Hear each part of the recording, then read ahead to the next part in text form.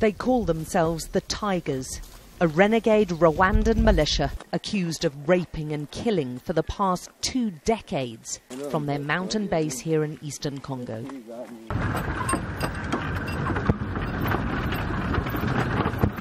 We travelled 8 hours on unmade tracks to see these men wanted for war crimes who are hiding out in the hills. Colonel is waiting for us up there. We have to turn the car. They rarely see outsiders, but difficult times require difficult decisions. The UN wants to flush these men out. Military action against them beckons, and they now want to tell their side. Here's the Colonel.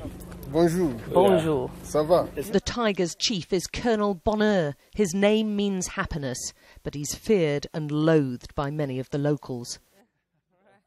His militia is thought to get its funding by controlling the many mines around here, as well as levying what they call taxes.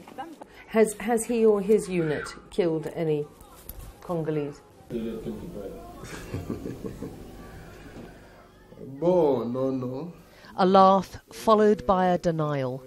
If we have, it's only been by accident, he says. He and his men are said to favour rape as a weapon of war, says the UN.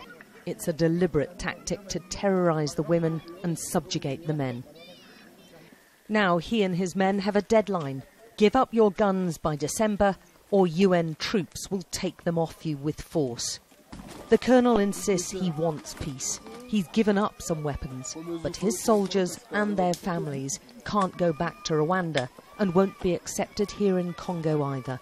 They're living in grass huts, people without a country, now too scared of surrendering their guns for fear of reprisals.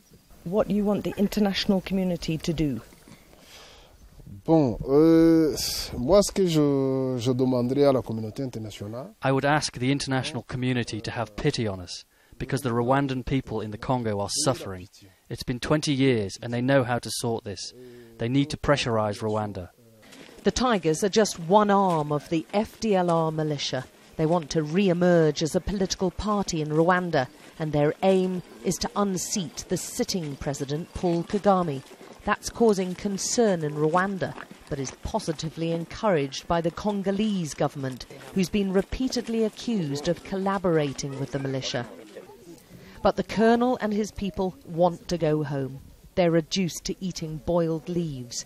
They're hungry and tired of running and weary of battle.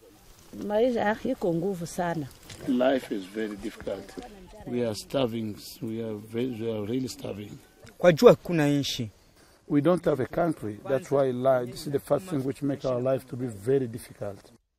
Whole families have grown up in wartime. They know no other life. All of Philippe's children were born here in the Congo, the country which rejects them. He began fighting when he was just 14. We beg you to plead for us. We want to go back home and be able to move about freely. Giving up guns is far from simple when after so much fighting you fear life without them. Alex Crawford, Sky News in eastern Congo.